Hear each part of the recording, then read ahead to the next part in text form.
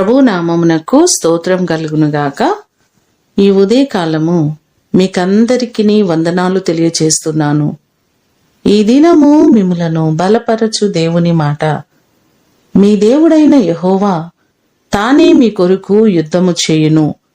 యెహోషువ గ్రంథము 23వ అధ్యాయము 10వ వచనం. మన దేవుడు మన పక్షమై ఉండి ఆయనే పోరాటమును చేసేవారు.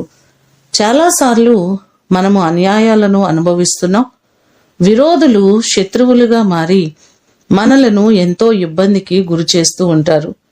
యెహోవా నాతో వ్యాజ్యమాడు వారితో వ్యాజ్యమాడము, నాతో పోరాడు వారితో పోరాడుమని దావీదు భక్తుడు దేవుని సహాయాన్ని కోరుకున్నాడు. దావీదు అడిగినట్లుగా ప్రతి పరిస్థితులలో దేవుడు దావీదు పక్షముగా యుద్ధము చేసినట్లుగా బైబిల్లో మనకు కనబడుతుంది. గొలియాతు మీదికి యుద్ధానికి వెళ్ళినప్పుడు కూడా దేవుడు దావీదు పక్షమయ్యుండి జయాన్ని అనుగ్రహించారు. ఎన్నోసార్లు చుట్టుపక్కల మన పరిస్థితులలో శత్రువు మన ఎదుట నిలబడినప్పుడు దేవుడే మనకు సహాయము చేసి ప్రతి పోరాటంలో మనకు జయాన్ని అనుగ్రహించే దేవుడు.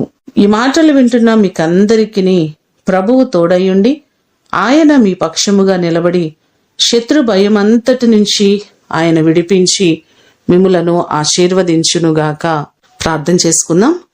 పరలోకమందున్న మా తండ్రి, మీ పాదములకు వందనాలు, స్తోత్రాలు. మీ కృప చొప్పున మీరు మా పక్షమై ఉండి యుద్ధము చేసే దేవుడవు. మీరు లేకపోతే మేము జయించలేమయ్యా. ప్రతి పరిస్థితులను మీరు సరిచేయగలిగిన దేవుడవు.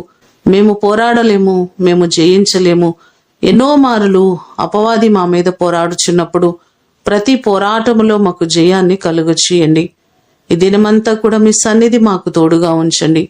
మా ప్రియులెల్లరినీ జ్ఞాపకం చేసుకుని ప్రతి వారికి నీ కృపాక్షేమములు తోడుగా ఉంచమని యేసు అతి ఘనమైన నామమున అడిగి వేడుకొని పొందియున్నాము తండ్రి. ఆమేన్. దేవుడు మిమ్ములను దీవించునుగాక.